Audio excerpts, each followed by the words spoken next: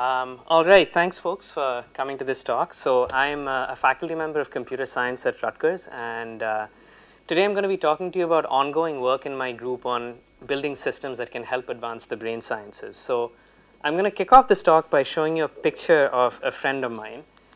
So this guy and I have become very well acquainted over the last few months, and he's going to feature prominently in this short talk.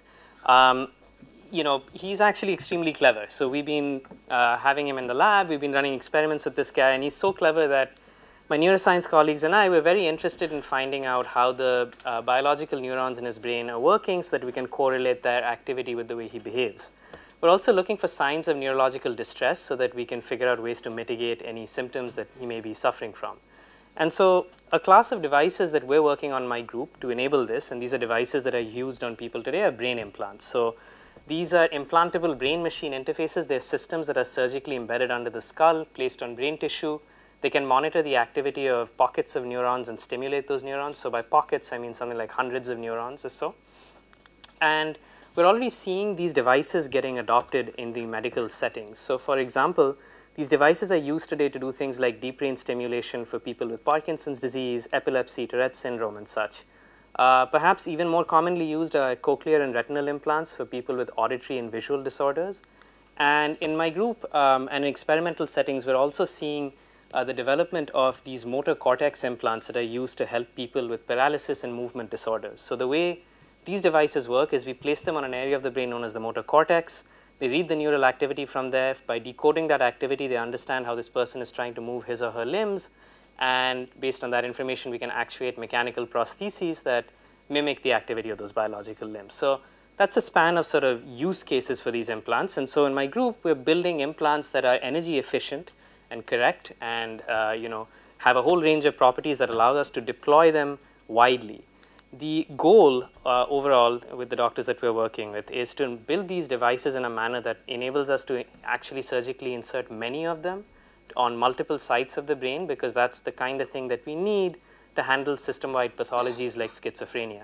And the medical sort of folks that we're working with are actually building a whole neural pipeline where they're building implants for multiple patients. Those implants do some amount of processing locally, but because the number of neurons they're reading from are getting extremely large, you can't just do all the processing locally under the power envelopes that those implants have. So some of this data needs to be transmitted to edge devices for some processing in tandem.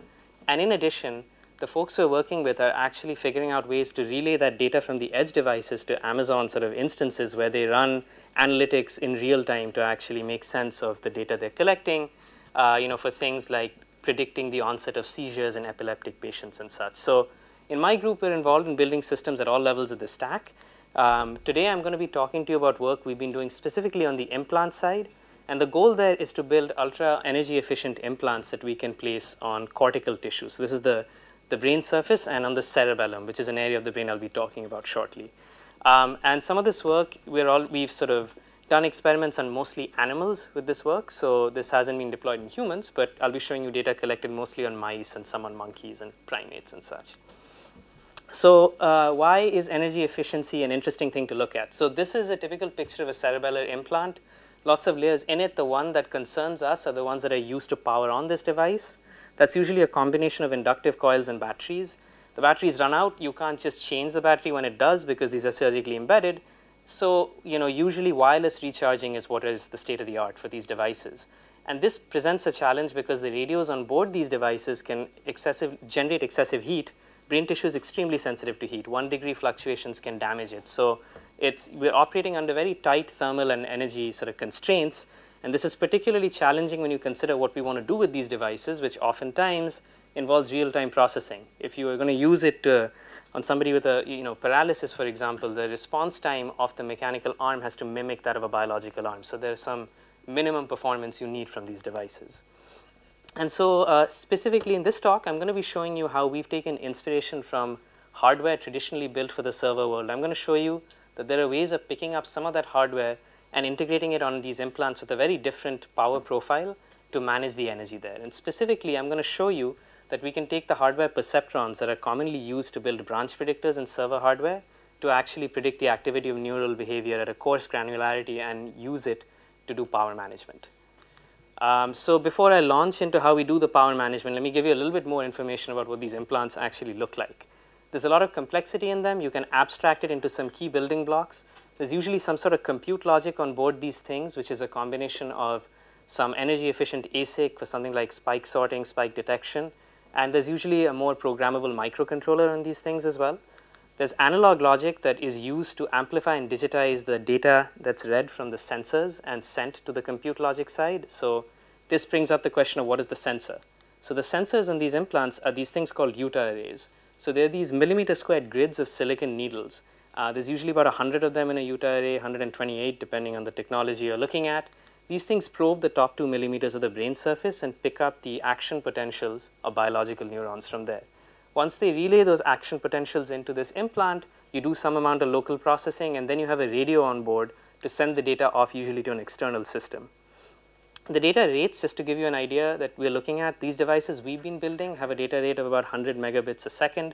That's off of one device. And the goal ultimately in the primates that we're working with is to place something like 10, 15 of these devices in there. So these are fairly high data rates that are coming off. And if you look at the power distribution of these devices, it's not unusual to see something like 40% of the power going on the processing side of things. So that number, that 40% number, is something we see a lot in many real world sort of deployments. We built implants for various animals in various parts of the brain. So if you look at the hippocampus, which is deeper in the brain and is even more power constrained, you still see roughly 40% going on this logic, the processing logic side. And so that is the box in the implant that I'm going to focus on today. How can we reduce the power consumption and the energy usage of this box? And as a computer architect, the first thing we think of is let's use a low power mode of some sort. And so what that boils down to in this context is we're saying that if you look at the activity of the biological neurons, some of it is going to be interesting for us, some of it is not interesting. When it's not interesting, idle the compute logic and otherwise wake it up. Right? So that's the idea here. There are two caveats to keep in mind when using this approach. One, you have to be willing to lose some neural data to prolong battery life in order to do this. And this is very context dependent. It depends what you're trying to do with this implant. So usually this is going to be a mode of operation on an implant and not sort of the standard way of using these devices. The other thing you have to bear in mind is if you're going to idle the compute logic, if there is some neural activity that is interesting, you've got to wake up that the logic fast enough to respond to it. So these are the two challenges I'm going to be discussing. And I'm going to show you that these single layer perceptrons originally built to predict branches are what we can repurpose for something like this. So I'm going to answer 4 questions in showing you how we go about doing things. So first of all, I need to tell you what I mean by interesting activity in the particular domain we're looking at. I need to explain to you why that interesting activity warrants prediction. Why not a simpler approach? I need to then show you that prediction is hard enough to necessitate hardware like a perceptron on an implant. And if I'm going to take branch predictor hardware, there has to be some sort of analogy between why perceptrons worked well on branches and why they would work well in this domain. So I'll spend some time discussing that. So let's look at that first question. So a lot of the implants we're building are designed to probe and monitor an area of the brain known as the cerebellum. This is a portion of the hindbrain in vertebrates. It's used for muscle regulation and balance. There's a bunch of neurons in there that are interesting to study, but the one we focus on is something called a Purkinje neuron. This is a calcium image of a Purkinje neuron. These are of interest to neuroscientists because there's mounting evidence that their dysfunction is correlated with schizophrenia. And these Purkinje neurons behave in a variety of ways. The way that is most pertinent to schizophrenia is an activity called synchronized activity. So that is a situation where multiple Purkinje neurons fire close together in time. So this is calcium imaging data picked up on a surgery that we performed on one of these mice that we have to show you an example of synchronized activity. So the outlined areas of the different neurons, a bunch of them are lit up, which are sort of outlined in that yellow. That's an example of synchronized Purkinje activity. That's what we want to keep our compute logic on for. So our power management strategy is when there's synchrony, make sure your compute logic is on, otherwise idle it. And for the rest of the talk, I'm going to be showing you these boxes with circles. The circles basically represent channels of neurons that we are recording from. The black ones represent quiet channels, and the yellow ones represent firing channels. Okay, so now that I've shown you what we mean by interesting activity, why do we need to predict this interesting activity? Because the first thing you might consider is an approach that's reactive. You could keep your compute logic idle, have some logic embedded on the sensor. When that logic figures out that multiple channels are firing, you could then use that to wake up the compute logic. That seems like a reasonable way to go. The problem with this approach is that it turns out that neuroscientists care not only about synchronized activity, but the activity leading up to it as well. And because we have no clue what that activity looks like today, and we're studying it in the neuroscience world, there's no way to react and wake up to this. And so the alternative is to basically predict that synchrony will happen far enough ahead in time that you can wake up to respond to this lead-up activity. The problem is exacerbated because of what we want to do with this lead-up activity. A lot of the experiments that we perform on these animals involve looking at the action potential shape of each channel in the lead-up phase, getting a very fine-grained sample of that shape of the waveform, and based on the shape, stimulating neurons in the vicinity to see what happens. And all of this has to happen in millisecond time scales, which is why the need for prediction is there. So why is prediction hard? Now that I've established that we need it, it's hard because neurons can really vary in how they fire in both a spatial and temporal way. So let me show you what I mean. So this is data collected on an area of the brain known as lobule 6 on the cerebellum of a mouse. I'm showing you on the x-axis firing probabilities for different neurons, on the y-axis the percentage of neurons we are probing with that firing probability. So here 10% of the neurons have a firing probability of 0.1. So now the problem is you're going to see the spatial variation, right? Different neurons have different firing probabilities, but also these probabilities change based on the task that the animal is asked to do. So one common task that's used in the neuroscience world is to blow air puffs at the whiskers of these mice to see what happens to these neuron firing rates. And that's what the green bar shows you. As you can see, there's a big shift in how the neurons fire. And so somehow you have to build prediction mechanisms that can adapt to these tasks and variations in what these animals are doing. And that's what we're going to use this perceptron branch predictor for, or rather take the perceptrons and repurpose for. And so why can we take inspiration from that world of perceptrons? Let's talk about how branches are a little similar to sort of these neurons and why perceptrons are a good fit for both. Well, the first one is a somewhat obvious thing, which is that there's this binary behavior that branches have. Neurons have that too. Branches are taken or not taken. Neurons are going to be either spiking or quiet. The more interesting commonality is one of correlations. The reasons perceptrons have traditionally been used to build branch predictors is that they represent a space-efficient way of capturing correlations between many sets of branches in programs. So for example, in that code snippet, those two branches will have opposite outcomes. It turns out that Purkinje neurons also seem to have correlations in them. So microgrids of Purkinje neurons, so these are tens of Purkinje neurons, they happen to be co-activated. This means that when one fires, many others may fire, or if one fires, the others may be inhibited. And so that's basically the motivation for us to go with this idea of using perceptrons. So how are we going to build these perceptrons? Let's talk a little bit about that. When we build a branch predictor, we usually implement many of these in our hardware. And one of these perceptron units has the following shape. If you're trying to predict a branch at time t, your inputs to the perceptron are prior branch outcomes in time step t-1, t-2, and so on. And you usually take a dot product between those prior branch outcomes and weights that the perceptrons have been trained with. And that's where the magic sort of lies in these devices, right? All that changes with our neuron prediction is that the input now becomes how did the neurons fire in the last time step. And that's really all there is to it. As an example, let me show you how this works. Let's say you have 4 neurons that you're trying to predict the activity for, and you look at their activity in time step t0. You want to predict what will happen in t1. You need 4 perceptrons for this. You feed the inputs to them. They compute dot products. And if the predictions are correct, as I'm showing in this example, you get the right idea of what will happen in time step t1. Obviously, the magic in getting this to work properly is training those weights. And for branch predictors, the weights are trained online on things like mispredictions. We do the same thing for our neuron predictions as well.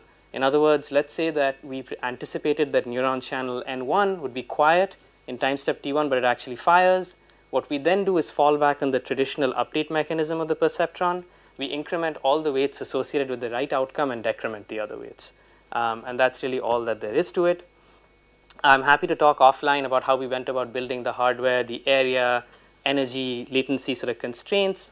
But ultimately, what we ended up building is something that takes this table and realizes it from a perceptron the original design involves having a history register of some sort, a table of weights, and having a dot product there. All that we change is instead of recording prior branch history, we now store our prior neuron history in that register, and otherwise we maintain a table of weights as well.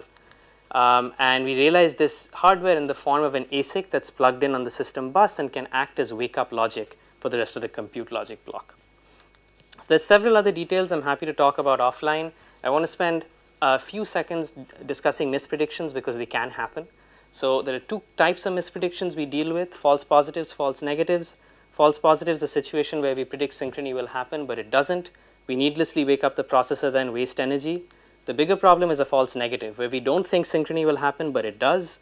In this case, what we have to do is basically accept that we will lose lead-up activity, but we can at least wake up the compute logic in time to handle the synchrony. So I need to show you how often this happens, and I'll show you data about this shortly.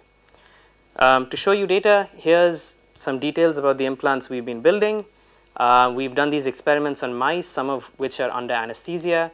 And to cut to the chase, here's prediction accuracy data for a 1 kilobyte perceptron predictor size. Anesthetized mice, mice under anesthesia with air puffs blown at the whiskers, and awake mice. The big takeaway is as the mouse becomes awake and moves around more, the neurons have shifts in their firing probability. So that's what's harder to predict. But even as complex activity kicks in, we get up to a 70% accuracy, and so with under the sort of test scenarios that we've profiled. In terms of how much of the lead-up activity we're losing and how much synchrony we're capturing, that's what this graph is meant to capture. The blue bars, that's what we want to maximize. That's the percentage of both lead-up and synchronized activity that we capture. The red bars correspond to the false negatives mispredictions, where we lose some of the lead-up activity. And again, we get up to about 80% in the awake case. In terms of the energy that this saves you, we're talking about roughly 50% of the energy on the compute logic side is what we get by having this technique sort of set up.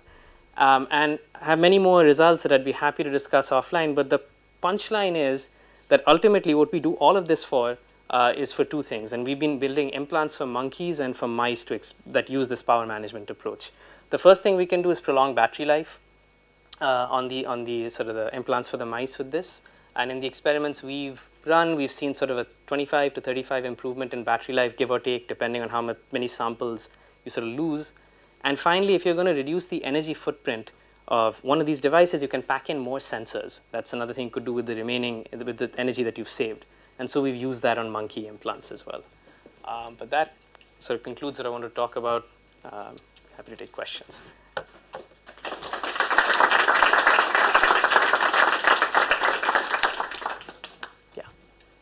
So with brain plasticity, I assume it's how long the lead-up pattern stays stable, and even how long the electrodes are before they're rejected, or whatever the case. Do you have a problem with having it there long enough to do this learning function of the weights? So the learning function for what we're seeing, we're talking about learning in the sort of the millisecond scale. So that's usually short enough that the electrodes haven't gotten bad. However, one thing that is interesting is that the reason we have a microcontroller on this implant at all is that we need some amount of programmability to adapt to the fact that scar tissue builds on the electrodes. So you might need to tweak your algorithms a little bit and sort of change them to deal with sort of the background noise and such. Yes? Can you say a little bit more about how you do the online learning? Because I imagine the signals are very correlated. Is that not a problem for back propagation? Well, so we are doing this is single layer perceptron stuff. So it's simple enough that we don't have to worry about things like backprop. But one could envision that'd be an interesting question to look at once we start building more interesting learning hardware. Yeah. Yes. You said one of the reasons for predicting things is that researchers are interested in what happens before. Yeah. Can they take your weights and your prediction mechanism and infer that is what happens before?